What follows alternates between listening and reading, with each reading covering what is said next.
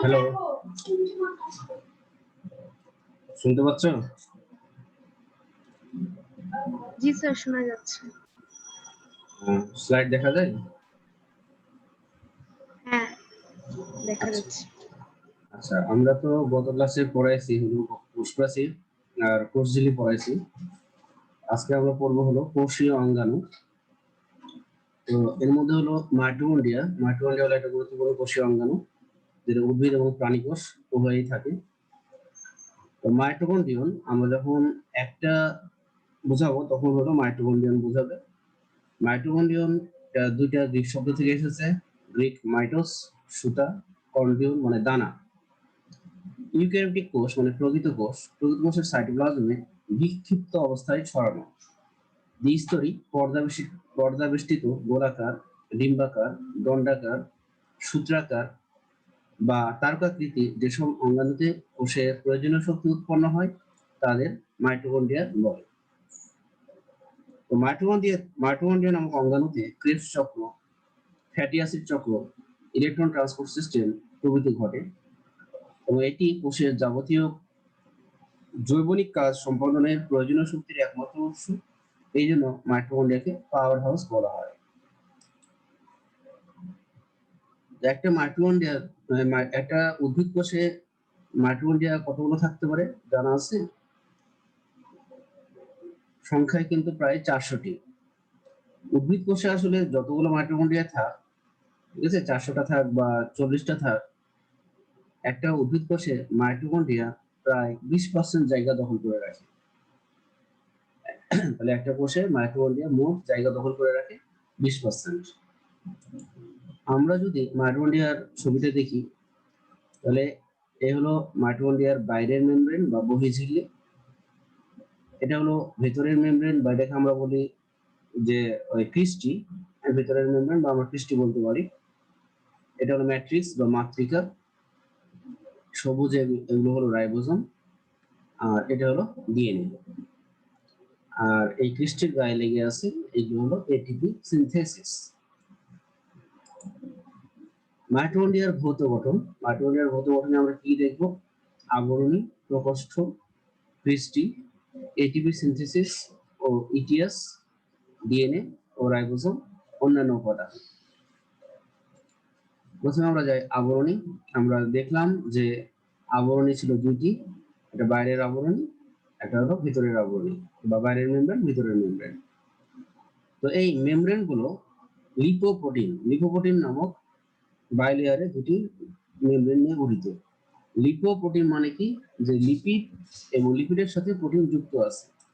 হ্যাঁ, তাহলে এই যে বাইরের মেমব্রেন এবং ভিতরের মেমব্রেন এগুলো আসলে লিপোপ্রোটিন দ্বারা গঠিত। বাইরের মেমব্রেনটি খাঁজবিহীন, আমরা এখানে দেখতে পাচ্ছি এই বাইরের মেমব্রেনটি খাঁজবিহীন। মূলত ভেতরের অংশসমূহকে রক্ষা করাই এর কাজ। বাইরের মেমব্রেন ভেদ করে বিভিন্ন ক্ষুদ্র অণু এবং আয়ন ভেতরে প্রবেশ করতে পারে, আবার বের হতেও পারে। তাহলে বাইরের মেমব্রেন বিভিন্ন বাইরের মেমব্রেন ভেদ করে বিভিন্ন ক্ষুদ্র অণু সাইটোপ্লাজমে চলে যেতে পারে, আবার সাইটোপ্লাজম থেকে অনেক আয়ন বা অণু মাইটোকন্ড্রিয়ার ভিতরে আসতেও পারে, আবার যেতেও পারে বাইরের মেমব্রেন ভেদ করে। এছাড়াও কিছু ট্রান্সপোর্ট প্রোটিন থাকে যা প্রয়োজনে সক্রিয় ট্রান্সপোর্টে সাহায্য করে। প্রকোষ্ঠ দুটি মেমব্রেনের মাঝখানের ফাঁকা স্থানকে বহিস্থ প্রকোষ্ঠ বলে এবং ভেতরের মেমব্রেন দিয়ে আবদ্ধ কেন্দ্রীয় অঞ্চলকে বলা হয় অভ্যন্তরীণ কক্ষ। আমরা এখানে দেখতে পাচ্ছি এটা হলো বাইরের মেমব্রেন আর এটা হলো ভেতরের মেমব্রেন। এই দুই মেমব্রেনের মাঝখানে এটা হলো ফাঁকা অংশ, এটাই হলো সেই প্রকোষ্ঠ। আর এটা হলো ক্রিস্টি বা ভেতরের মেমব্রেন।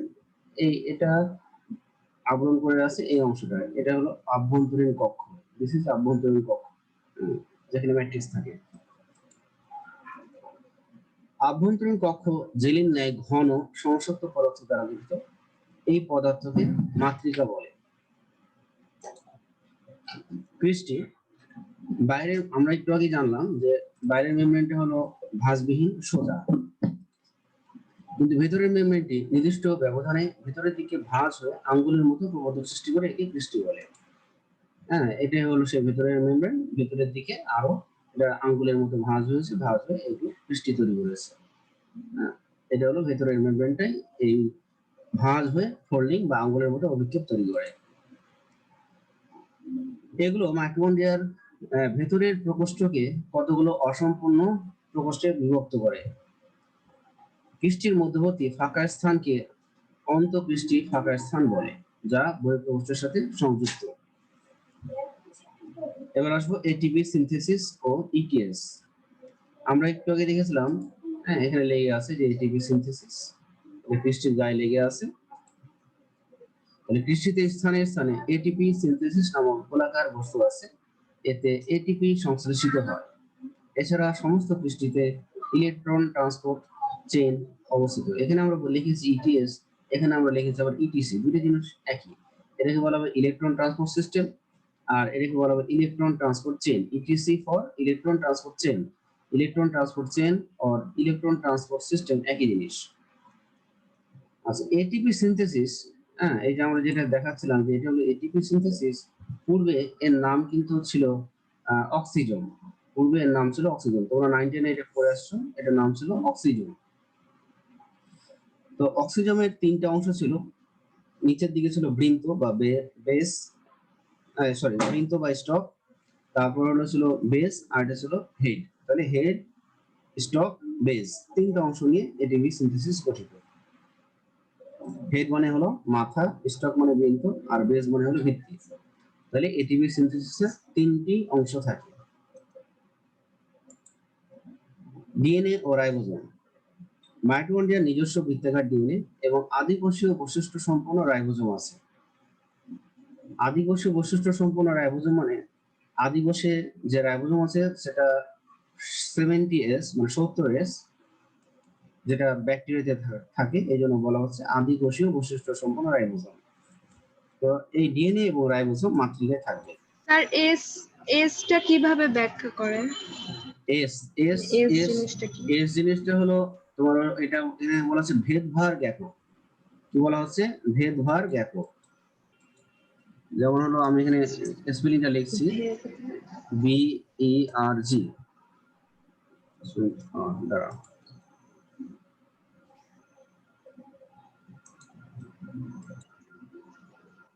এস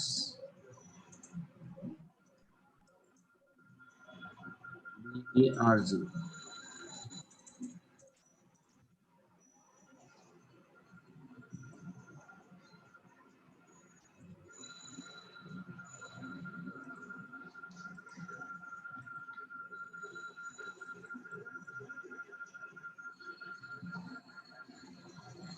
আচ্ছা এবার হবে, তাহলে আমি এখানে লিখছি SVEDBERG। তাহলে এখানে আমরা লিখলাম ভেদভাব। এখানে কিন্তু এস এস হলো, এটা একটা বিজ্ঞানীর নাম, উচ্চারণ কিন্তু ভেদভাব, কিন্তু প্রথম অক্ষরটা কিন্তু এস। হ্যাঁ, এসটা কিন্তু আমরা এককে লিখবো, যখন আমরা রাইবোজোমের এককে লিখবো তখন আমরা লিখবো 70S। তাহলে 70S মানে উচ্চারণ করবো ভেদভাব। তাহলে কিন্তু দুইটাই বোঝাচ্ছে, বিজ্ঞানীর যে নামের স্পেলিংটা দুটাই কার্যকর হচ্ছে। যখন আমরা 70S বলছি কিন্তু উচ্চারণ করছি এস কে ভেদভাব। আসলে এটা একটা বিজ্ঞানী নাম। তো এটা কিভাবে হয়েছে? আমরা যখন আদিকোষ বা প্রকৃত কোষকে আলাদা করে একটা টেস্ট টিউবের মধ্যে কিছু দ্রবণ নেওয়া হয়, সে দ্রবণ কোনো হতে পারে সিজিয়াম ক্লোরাইড, হ্যাঁ, বা সুক্রোজ দ্রবণ। এই সুক্রোজ দ্রবণ একটা টেস্ট টিউবে নেওয়া হয়, সেই টেস্ট টিউবটার নাম হলো সেন্ট্রিফিউজ টিউব। তো এই টিউবের ভিতরে যদি আদিকোষ দিই তাহলে আদিকোষটা লাইসিস হয়, লাইসিস মানে ভেঙে যায়। দেন এই দ্রবণ প্লাস আদিকোষ প্লাস টেস্ট টিউব সহ আমরা যদি একটা যন্ত্র, সেই যন্ত্রের নাম হলো সেন্ট্রিফিউজ যন্ত্র। আর সেই যন্ত্রে যদি আমরা 1 মিনিটে 3000 বার ঘূর্ণন করাই তাহলে আদিকোষের ভিতরে যাবতীয় উপাদান তলানি আকারে টিউবের তলায় জমা হবে, তলানি আকারে টিউবের তলায় জমা হবে। সেক্ষেত্রে আদিকোষের যে রাইবোজোমটা আছে সেই রাইবোজোমটার অধঃক্ষেপণের যে হার, সে হারটা হবে 70S। হ্যাঁ, এই জন্য এই নামকরণ হয়েছে 70। আর প্রকৃত কোষের ক্ষেত্রে, প্রকৃত কোষকে যদি আমরা একই প্রসেসে করি, ক্রিয়া ঘটাই, তাহলে আমরা দেখবো প্রকৃত কোষের ক্ষেত্রে যে তলানি আকারে যে অধঃক্ষেপটা পূর্বে, সেই অধঃক্ষেপে রাইবোজোম দুইটা গতিতে আসতে পারে। যেটা সাইটোপ্লাজমীয় রাইবোজোম সেটা 80S এ আসবে, আর যেটা হলো ক্লোরোপ্লাস্ট ও মাইটোকন্ড্রিয়ার যে রাইবোজোম সেটা আসবে 70S। বুঝছো? তাহলে ভেদভার জিনিসটা এস জিনিসটা বুঝছো? জি স্যার। হ্যাঁ, তাহলে এই ভেদভারটা হলো একটা বিজ্ঞানী নাম। হ্যাঁ, তার একক এস, এটা হলো 70 বা 80 পাশে বসানো হয়, কিন্তু উচ্চারণ করবো যখন আমরা ভেদভার।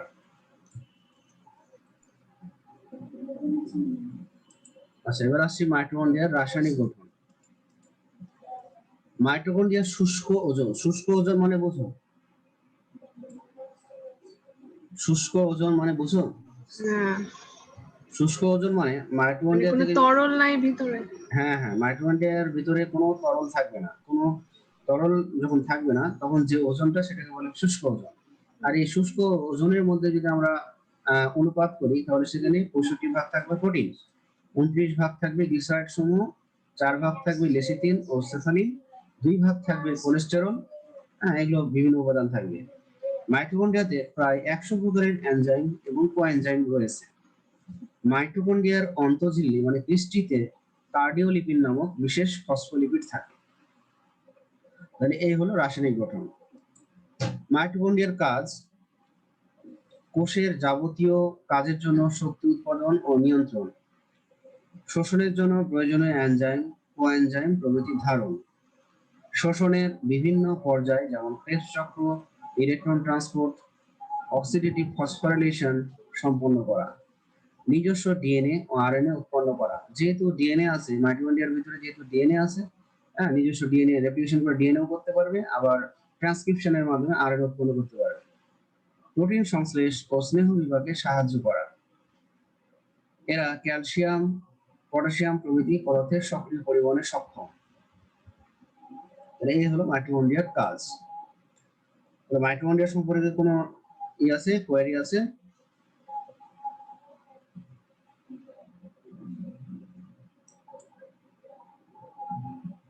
আচ্ছা, এবার আসছি আমরা আরেকটা অঙ্গাণু, সেটা হলো প্লাস্টিড।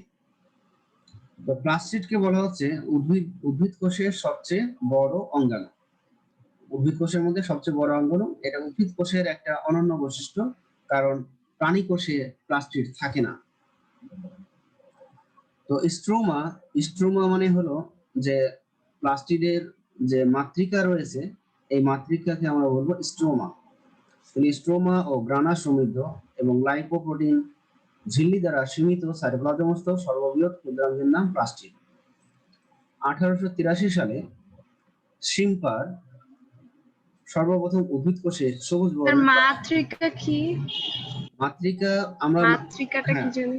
মাতৃকা যেমন আমরা মাইটোকন্ড্রিয়াতে পেলাম না, মাতৃকা, মাতৃকা মানে কি? ঝিল্লি দ্বারা আবদ্ধ যে অর্ধতরল পদার্থ। মাইটোকন্ড্রিয়াতে আমরা দেখেছিলাম মাতৃকা, যে মাইটোকন্ড্রিয়াতে ঝিল্লি ছিল, বহিঃঝিল্লি, অন্তঃঝিল্লি। যে অন্তঃঝিল্লি বা পৃষ্ঠি দ্বারা আবদ্ধ যে অংশ, সেটার নাম হলো মাতৃকা। হ্যাঁ, আর একই জিনিস আমরা, অর্ধ তরল। হ্যাঁ, অর্ধতরল। একই জিনিস আমরা যখন প্লাস্টিকের ক্ষেত্রে দেখব, তখন প্লাস্টিকের কি রয়েছে? আবরণী রয়েছে। প্লাস্টিকেরও ক্ষেত্রে দুইটা দ্বিস্তরী আবরণী রয়েছে, আর এই দ্বিস্তরী আবরণী দ্বারা আবদ্ধ ভিতরে যে অর্ধতরল পদার্থ, সেটাই হলো মাতৃকা। আর প্লাস্টিকের মাতৃকাকে আমরা বলবো স্ট্রোমা। মাইটোকন্ড্রিয়ার ক্ষেত্রে মাইটোকন্ড্রিয়ার মাতৃকার কিন্তু আলাদা কোনো নাম নাই, কিন্তু প্লাস্টিকের মাতৃকার এক আলাদা নাম আছে, স্ট্রোমা।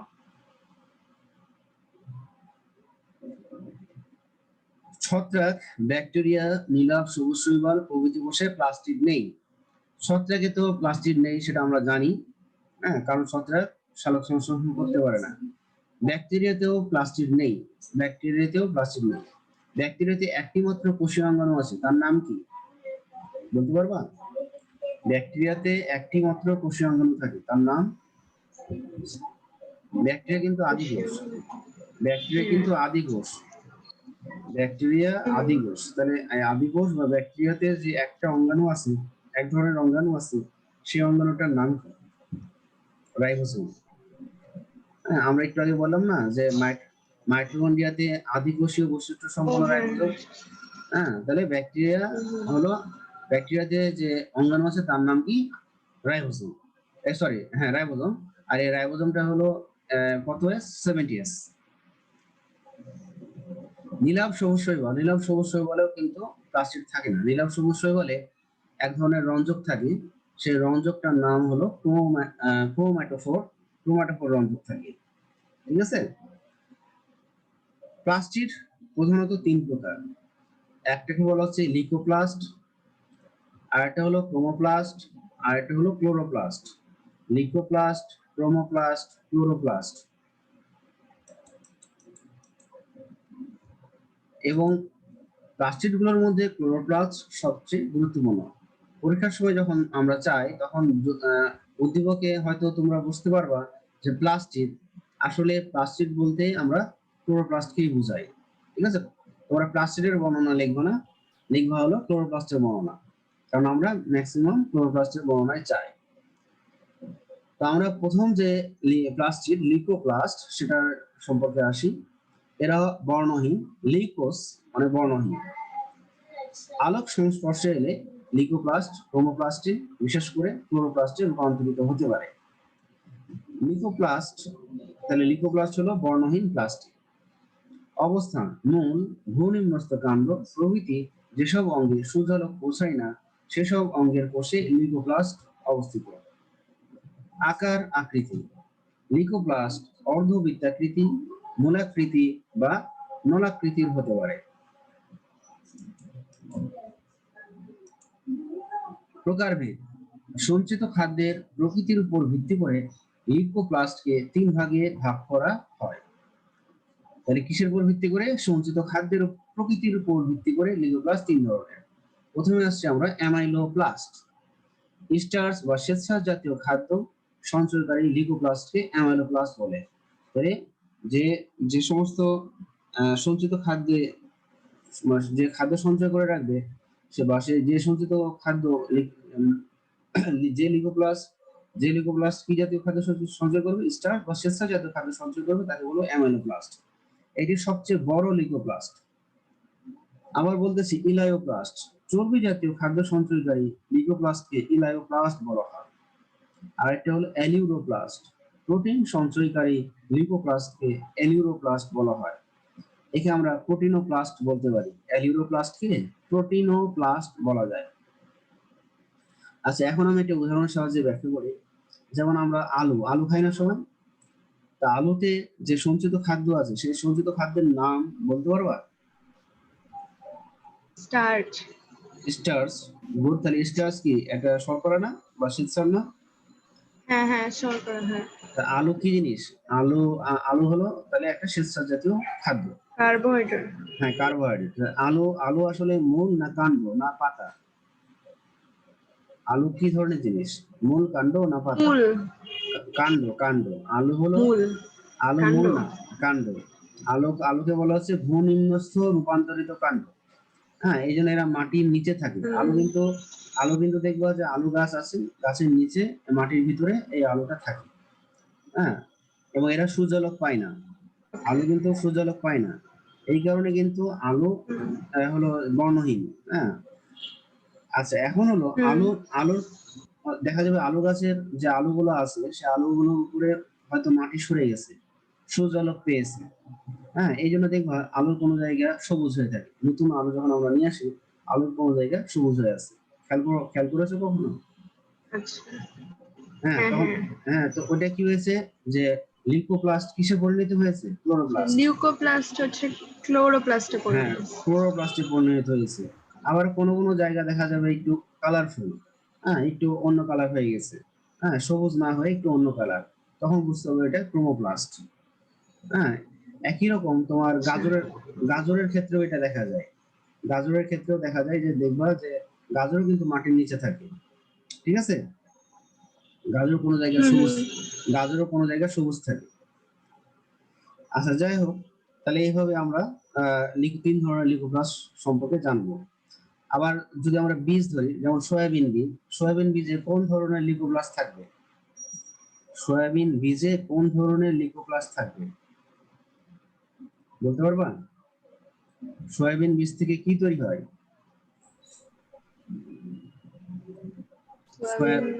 বীজ থেকে সয়াবিন তেল হয় না? তাহলে সয়াবিন বীজ থেকে যদি সয়াবিন তেল হয়, হ্যাঁ, তাহলে তেল কি লিপিড? তেল হলো লিপিড। তাহলে সয়াবিন বীজে কি রয়েছে? ইলায়োপ্লাস্ট।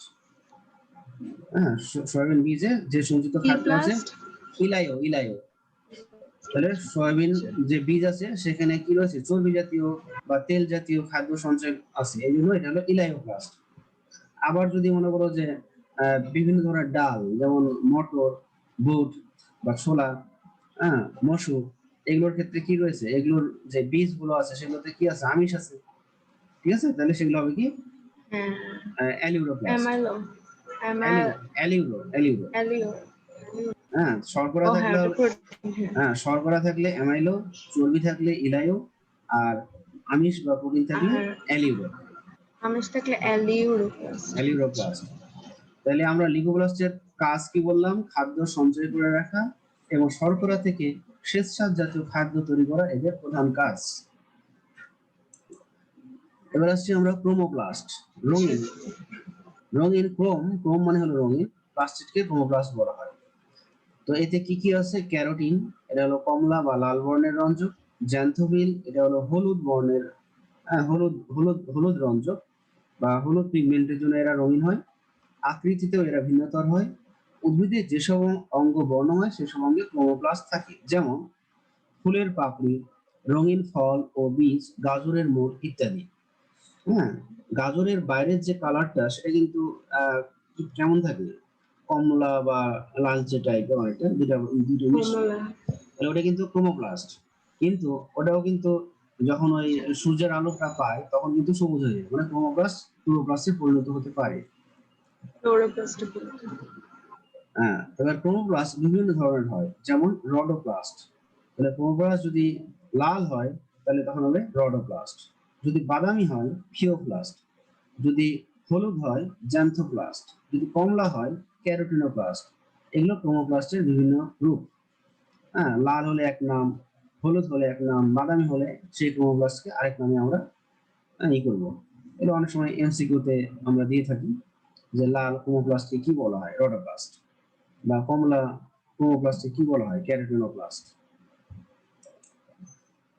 কাজ, ক্রোমোপ্লাস্টের জন্য পুষ্প ও পাতা রঙিন ও সুন্দর হয়, তাই কীটপতঙ্গ আকৃষ্ট হয়ে পরাগায়নে সাহায্য করে। রঙের কারণে ফল ও এবং বীজের বিস্তারেও এদের ভূমিকা আছে, ঠিক আছে, এরা বিভিন্ন ধরনের কালারফুল হয়, অনেক সময় অনেক ফল কালারফুল হয়, তখন দেখা গেল যে কোনো প্রাণী, এমনকি মানুষ, সেগুলো আকৃষ্ট হয়ে দেখা গেলো যে সেগুলো তুলে নিয়ে অন্য জায়গায় হয়তো খাওয়ার জন্য নিল বা অন্য কোনো কারণে নিল, নিয়ে অন্য জায়গায় বিস্তার ঘটায়। তাহলে আমরা যেটা বলছিলাম, এখন আমরা আসবো হলো ক্লোরোপ্লাস্ট, আর এটাই আমাদের পরীক্ষায় বেশি আসে, ক্লোরোপ্লাস্ট। সবুজ বর্ণের প্লাস্টিককে বলা হয় ক্লোরোপ্লাস্ট। হ্যাঁ, যদি রঞ্জক পদার্থ হয় সবুজ তাহলে সেই প্লাস্টিককে আমরা বলবো ক্লোরোপ্লাস্ট। তাহলে ক্লোরোপ্লাস্টে কি কি আছে, ক্লোরোফিল এ আছে, ক্লোরোফিল বি আছে, ক্যারোটিন ও জ্যান্থোফিলের সমন্বয়ে ক্লোরোপ্লাস্ট গঠিত হয়। তাহলে ক্লোরোপ্লাস্টের মধ্যে ক্লোরোফিল এ আছে, ক্লোরোফিল বি আছে, ক্যারোটিন এবং জ্যান্থোফিলের সমন্বয়ে ক্লোরোপ্লাস্ট গঠিত। আচ্ছা, এখানে একটু খেয়াল করো, যদি এখানে 4 ধরনের রঞ্জকই আছে, chlorophyll A, B, carotene, xanthophyll. যেমন আমরা একটু আগে জানলাম ক্যারোটিনের কালারটা কেমন কেমন, ক্যারোটিন কি কি কালার প্রদর্শন করে, একটু আগে আমরা জেনেছি ক্রোমোপ্লাস্টের ওখানে, মনে আছে ক্যারোটিন কি কি কালার শো করে?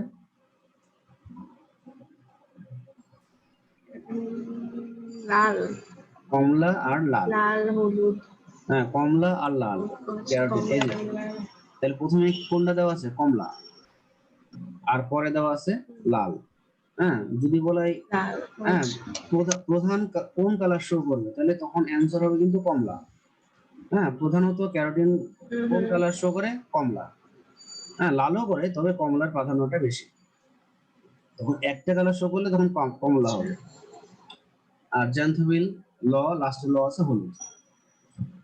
আচ্ছা, ক্লোরোফিল নামক সবুজ বর্ণকণিকা অধিক মাত্রায় ধারণ করে বলে এরা সবুজ বর্ণের। তাহলে ক্লোরোপ্লাস্টের মধ্যে সবচেয়ে বেশি পরিমাণে থাকবে ক্লোরোফিল এ, এবং ক্লোরোফিল বি অল্প পরিমাণে থাকবে। তাহলে এই ক্লোরোফিল এ এবং ক্লোরোফিল বি এরা হলো সবুজ। এতে অন্যান্য বর্ণকণিকাও কিছু পরিমাণে বিদ্যমান থাকে। ক্লোরোপ্লাস্ট খাদ্য সংশ্লেষে সাহায্য করে বলে কোষের রান্নাঘর বা কিচেন অফ সেল বা শর্করা জাতীয় খাদ্যের কারখানা factory of synthesis of sugar বলা হয়। বিভিন্ন নামে ডাকা হয়, যেহেতু এটা সালোক সংশ্লেষণ প্রক্রিয়ায় শর্করা জাতীয় খাদ্য তৈরি করে, এই জন্য কি বলা হচ্ছে কোষের রান্নাঘর। এটি শক্তি রূপান্তরের অঙ্গাণু। এরা কিছু পরিমাণে এটিপিও তৈরি করতে পারে। প্রতি কোষের সংখ্যা, ক্লোরোপ্লাস্টের সংখ্যা প্রতি কোষে এক বা একাধিক। উচ্চ শ্রেণীর উদ্ভিদ কোষে সাধারণত 10 থেকে 40টি ক্লোরোপ্লাস্ট থাকে, কিন্তু নিম্ন শ্রেণীর উদ্ভিদ কোষে সাধারণত আরো কম থাকে। তাহলে উচ্চ শ্রেণীর উদ্ভিদ কোষ বলতে বোঝাচ্ছে টেড ফার্ন থেকে সাধারণত উচ্চ শ্রেণীর উদ্ভিদ হিসেবে ধরা হয়, ফার্ন বা ঢেকিসা, এরপরে কাঁঠাল, আম, জাম, এগুলো সব উচ্চ শ্রেণীর উদ্ভিদ। তো এদের ক্ষেত্রে প্রত্যেকটা উদ্ভিদ কোষে 10 থেকে 40টি থাকবে। কিন্তু এই ফার্নের নিচে যারা আছে, শৈবাল বা অন্যান্য উদ্ভিদ নিম্ন শ্রেণীর, সেক্ষেত্রে কম থাকবে। এখানে একটা ক্লোরোপ্লাস্টের চিত্র। তাহলে এখানে আমরা দেখতে পাচ্ছি যে এটা হলো গ্রানাম। এটা সম্পূর্ণ স্ট্যাকটাকে বলবো, সম্পূর্ণ স্তূপটাকে বলবো গ্রানাম। যদি আমরা একটাকে ধরি, একটা প্লেটের মতো যদি ধরি, একটা প্লেট বা একটা থালা আকৃতির যে গঠন, তখন আমরা তাকে বলবো গ্রানাম চক্র বা থাইলাকয়েড।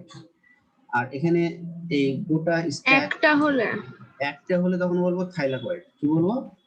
এইরকম একটা প্লেটের মতো একটা গঠন থাইলাকয়েড। থাইলাকয়েড বলবো, বা তাকে আমরা বলবো গ্রানাম চক্র। একটা যদি বোঝাই তাহলে হবে থাইলাকয়েড বা গ্রানাম চক্র। এখানে আমরা দেখছি কি 1 2 3 4 5, এখানে 10টা মনে করে থাকতে পারে। তাহলে 10টা থাইলাকয়েড মিলে কি তৈরি করেছে? একটা গ্রানাম।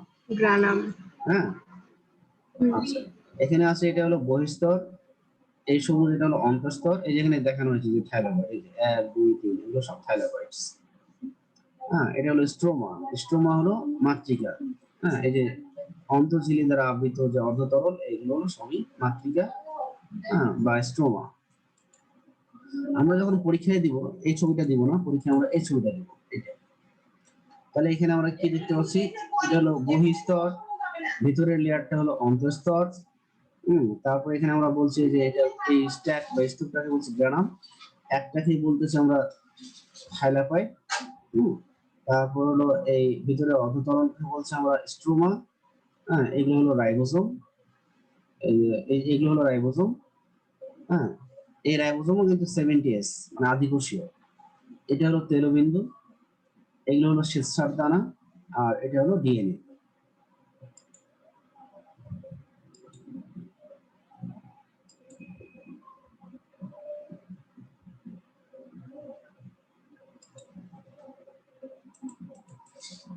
আচ্ছা, তাহলে আমরা এখন আসছি আবরণী বা ঝিল্লি।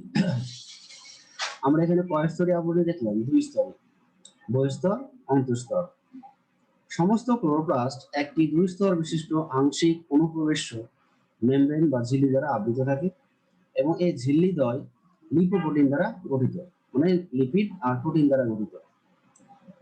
স্ট্রোমা, তাহলে ঝিল্লি দ্বারা আবদ্ধ পানিগ্রাহী ম্যাট্রিক্স বিদ্যমান।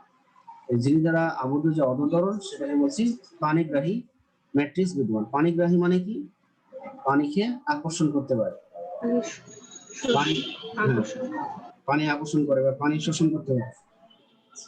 আর ক্লোরোপ্লাস্টের স্ট্রোমা ম্যাট্রিক্সকে আমরা বলবো স্ট্রোমা। আমি একটু আগে বললাম স্ট্রোমাতে 70S রাইবোজোম। তাহলে রাইবোজোমটা হলো 70S। এছাড়াও অসমোফিলিক দানা থাকে, ফিলিক মানে হলো কি? আকর্ষণ। এতে গ্লুকোজ তৈরির এনজাইমও থাকে। সালোক সংশ্লেষণে কার্বন বিতরণের মাধ্যমে গ্লুকোজ উৎপাদন প্রক্রিয়া C3 বা সি চক্র স্ট্রোমাতে ঘটে থাকে। তোমরা 9 10 হয়তো পড়ে আসছো, C3 চক্র মানে কেলভিন চক্র, আর C4 চক্র হলো হ্যাচ-স্ল্যাক চক্র। তাহলে এই দুইটা চক্রই কোথায় ঘটবে? এই দুইটা চক্রই ম্যাট্রিক্স, মানে ক্লোরোপ্লাস্টের ম্যাট্রিক্স, ম্যাট্রিক্স বা স্ট্রোমাতে ঘটবে। আচ্ছা, এবার আসছে থাইলাকয়েড ও গ্রানাম। তাহলে আমরা একটু আগে দেখেছিলাম যে স্ট্রোমাতে অসংখ্য থাইলাকয়েড থাকে। থাইলাকয়েড যদি আমরা একটা চিন্তা করি, তাহলে থলি আকৃতি, আর কতগুলো থাইলাকয়েড একসাথে একটির উপর আরেকটি এভাবে স্তূপের মতো থাকে।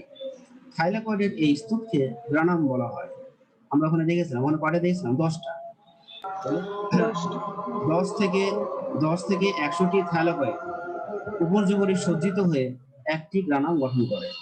10 থেকে 100টি থাইলাকয়েড উপর্যুপরি সজ্জিত হয়ে একটি গ্রানাম গঠন করে। প্রতিটি ক্লোরোপ্লাস্টে সাধারণত 40 থেকে 60টি গ্রানা থাকে। গ্রানা হলো বহুবচন। তাহলে আমরা যে ছবিতে দেখেছিলাম এখানে কয়টা আছে? 1 2 3 4 5 6 7 8। তাহলে এরকম 8টা গ্রানা আছে। আসলে এরকম 40 থেকে 60টা গ্রানা থাকতে পারে। আর এখানে আরেকটা জিনিস খেয়াল করো, এটা একটা গ্রানাম, এটা একটা গ্রানাম। তাহলে দুই গ্রানাম, এটা একটা থাইলাকয়েড, এই গ্রানামের এটা একটা থাইলাকয়েড। তাহলে এই গ্রানামের একটা থাইলাকয়েড এবং তার পাশের গ্রানামের থাইলাকয়েডের মাঝখানে কিন্তু একটা সংযোগ নালী সৃষ্টি হয়েছে। এই সংযোগ নালীটিকে বলবো স্ট্রোমা লেমেলা। তাহলে পাশাপাশি দুটি গ্রানামের থাইলাকয়েডের মধ্যে সংযোগ নালীকে আমরা বলবো স্ট্রোমা লেমেলা। তাহলে প্রতিটি ক্লোরোপ্লাস্টে সাধারণত 40 থেকে 60টি গ্রানা থাকে। ডানার প্রত্যেকটা গ্রানামের যে আকার, সে আকারটা হবে 0.3 থেকে 1.7 মাইক্রোমিটার। গ্রানাম চক্র বা থাইলাকয়েডের ঝিল্লির ভেতরের গায়ে কোয়ান্টোজোম নামক কিছু স্ফটিকাকার বস্তু থাকে। আমরা স্টোমা লেভেলাম একটু আগে বলেছি, দুটি পাশাপাশি গ্রানার কিছু সংখ্যক থাইলাকয়েড সূক্ষ্ম নালিকা দ্বারা সংযুক্ত থাকে। এই সংযুক্তকারী নালিকাকে স্ট্রোমা ল্যামেলি, এটা হলো বহুবচন, আর এক বচনে বলবো ল্যামেলাম। এদের অভ্যন্তরেও কিছু পরিমাণ ক্লোরোফিল বিদ্যমান থাকে।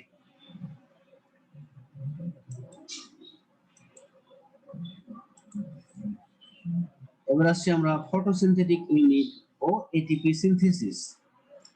তাহলে থাইলাকয়েড মেমব্রেন বহু গোলাকার বস্তু বহন করে। হ্যাঁ, থাইলাকয়েড মেমব্রেন বহু গোলাকার বস্তু বহন করে। আমরা যদি এই ছবিটা দেখি তাহলে এখানে দেখতে পাবো এটা হলো একটা থাইলাকয়েড। এই যে এটা একটা থাইলাকয়েড, এটা একটা থাইলাকয়েড। এখানে মোট 3টা থাইলাকয়েড দেওয়া আছে, 1 2 3। হ্যাঁ, তাহলে এখানে আসছে হলো এই যে এগুলো হলো এই থাইলাকয়েড যে মেমব্রেন, সেই মেমব্রেনে কি হয়েছে? ATP synthesis. This is ATP synthesis. এগুলো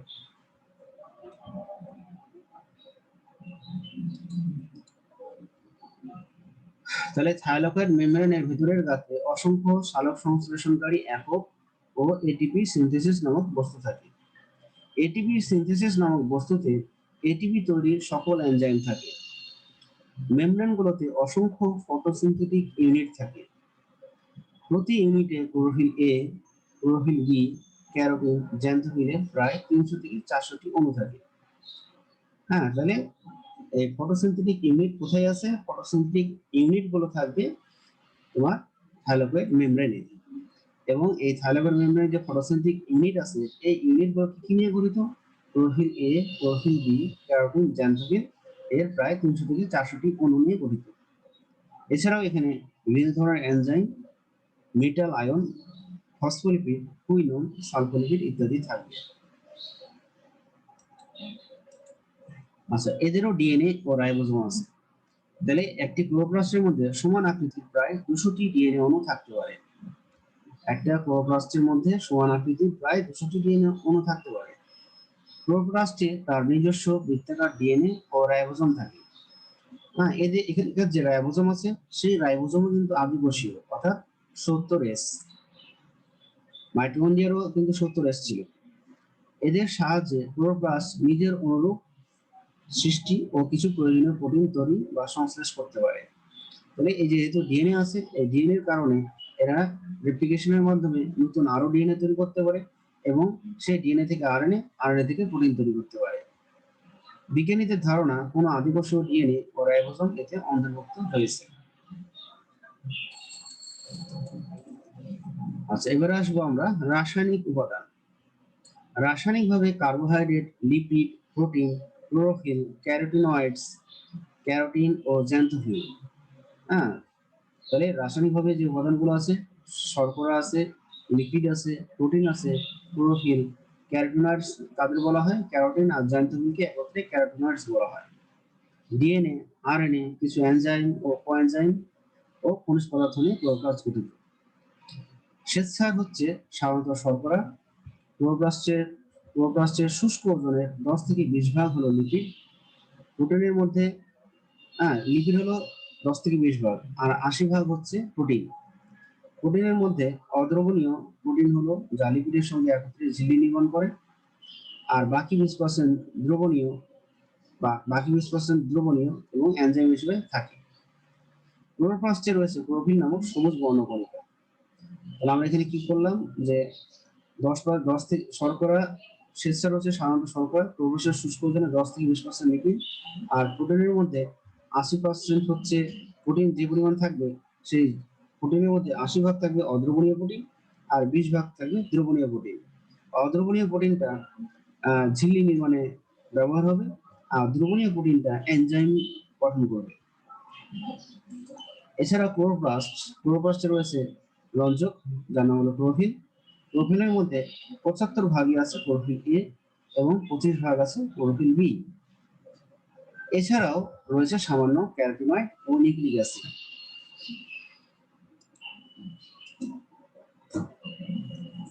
ক্লোরোপ্লাস্টের কাজ: সালোক সংশ্লেষণ প্রক্রিয়ায় শর্করাজাত খাদ্য প্রস্তুত করা ক্লোরোপ্লাস্টের প্রধান কাজ। ক্লোরোপ্লাস্ট খাদ্য সংশ্লেষণে সহায়তা করে বলে এদের কোষের রান্নাঘর বলা হয়। এরা নিজের প্রয়োজনে protein, fatty acid, nucleic acid ইত্যাদি তৈরি করে। এরা কোয়ান্টোজোমে ফটোফসফোরেশন ঘটে, যার ফলে এটিপি রূপান্তরিত হয়ে এটিপি উৎপন্ন করে। এছাড়া আরো কিছু কাজ আছে। ক্লোরোপ্লাস্ট ফটো রেসপিরেশন ভূমিকা রাখে, আলোক শোষণ যেটা বলা হয়, মানে সূর্যালোকের শক্তিকে ব্যবহার করে এরা কিছু পরিমাণ শোষণ ঘটায়। যার কারণে এরা সাইটোপ্লাজমিক ইনহেরিটেন্সে সাহায্য করে, বংশানুসারে নিজস্ব সক্রিয়তা বজায় রাখে। ক্লোরোপ্লাস্ট আলোক সংবেদনশীলতায় সাহায্য করে।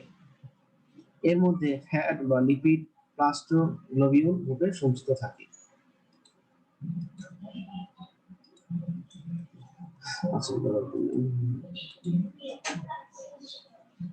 আচ্ছা, এখানে আরেকটা তথ্য, এটা ফুলের পাপড়ির নানা প্রকার রং হওয়ার কারণ। ফুলের পাপড়িতে কি থাকে? অ্যান্থোসায়ানিন, বিটাসায়ানিন প্রভৃতি গ্লাইকোসাইড জাতীয় পানিতে দ্রবণীয় রঞ্জক কোষ রসে মিশে থাকে। তাহলে ফুলের পাপড়ি নানা রং হওয়ার কারণটা কি? এখানে যে রঞ্জকগুলো আছে সেই রঞ্জকগুলো অ্যান্থোসায়ানিন, বিটাসায়ানিন প্রভৃতি গ্লাইকোসাইড জাতীয় পানিতে দ্রবণীয় রঞ্জক কোষ রসে মিশে থাকে। কোষ রসের তারতম্য ঘটলে রঙের পরিবর্তন ঘটে। কোষ রস দুর্বল ক্ষারীয় প্রকৃতির হয়ে রং হয়, ক্ষারীয় প্রকৃতির হলে রং হয় নীল। আম্লিক প্রকৃতির হলে রং হয় লাল। তাহলে কোষ রস যদি দুর্বল ক্ষারীয় হয় তাহলে হবে নীল। আমরা জানি ক্ষার, আমরা যেমন লিটমাস কাগজ ক্ষারী কি হয়? নীল। ঠিক এরকম কোষ রস দুর্বল ক্ষারীয় প্রকৃতির হলে রং হবে নীল। আবার অম্লীয় হলে হবে লাল। আবার প্রশমিত প্রকৃতির হলে রং হয় বেগুনি বা কালচে নীল। এইভাবে ফুলের রংগুলো হয়ে থাকে। আচ্ছা, এখানে এখন একটা কোশ্চেন করি। যে কোশ্চেনটা হলো, মাইটোকন্ড্রিয়া এবং ক্লোরোপ্লাস্টের মধ্যে কি কি সাদৃশ্য ও বৈসাদৃশ্য রয়েছে? কয়েকটা বৈসাদৃশ্য বলতে পারবা মাইটোকন্ড্রিয়া আর ক্লোরোপ্লাস্টের মধ্যে? হ্যালো? হ্যাঁ, হচ্ছে মাইটোকন্ড্রিয়া হচ্ছে শ্বসনে সাহায্য করে। হ্যাঁ। আর তারপর হচ্ছে সব পাওয়ার হাউস বলে মাইটোকন্ড্রিয়াকে। হ্যাঁ। ক্লোরোপ্লাস্ট খাদ্য তৈরি করে, হ্যাঁ। শ্বেতসার এগুলা ঝিল্লি তৈরি ঝিল্লি করে। ঝিল্লি ঝিল্লি মাইটোকন্ড্রিয়া ঝিল্লি, মাইটোকন্ড্রিয়ার বাইরের ঝিল্লি সোজা, মাইটোকন্ড্রিয়ার বাইরের ঝিল্লিটা সোজা, হ্যাঁ, কিন্তু অন্তঃঝিল্লি ভাঁজ হয়ে অন্তঃঝিল্লি ক্রিস্টি ভাঁজ বৃষ্টি হয়ে গঠন থাকে। করে। হ্যাঁ, আবার ক্লোরোপ্লাস্টের দুইটা ঝিল্লি কিন্তু সোজা, হ্যাঁ, কোনোটাই ভাঁজ হয় না। ঠিক আছে? আবার আচ্ছা, মাইটোকন্ড্রিয়ার যে ঝিল্লি দ্বারা আবৃত যে অর্ধতরল তার নাম কি? ম্যাট্রিক্স। আর ক্লোরোপ্লাস্টের ক্ষেত্রে সে ম্যাট্রিক্সটা কি নাম? Stroma. Stroma. Stroma. Matrix stroma. হ্যাঁ, ম্যাট্রিক্স স্ট্রোমা। আর আর এরকম কোনো পার্থক্য আছে? যদি আমরা দেখি আর কোনো পার্থক্য আছে?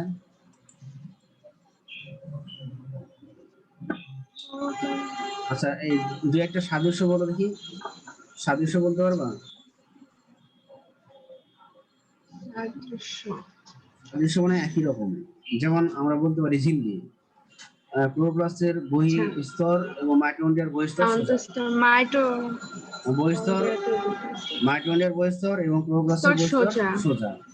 আবার ক্লোরোপ্লাস্টের সোজা হ্যাঁ যে ডিএনএ আছে, রাইবোজোম আছে। এবার রাইবোজোম হলো 70S প্রকৃতির। হ্যাঁ, আবার মাইটোকন্ড্রিয়ার ক্ষেত্রেও হ্যাঁ, মাইটোকন্ড্রিয়ার ক্ষেত্রেও ডিএনএ আছে এবং 70s রাইবোজোম আছে রাইট 70S প্রকৃতির। হ্যাঁ, তাহলে হ্যাঁ হ্যাঁ এরকম হলো সাদৃশ্য। তবে এরকম করে হয়তো তুলনামূলক কোশ্চেন আসতে পারে, অথবা হ্যাঁ, হয়তো মাইটোকন্ড্রিয়ার গঠন চাইতে পারে।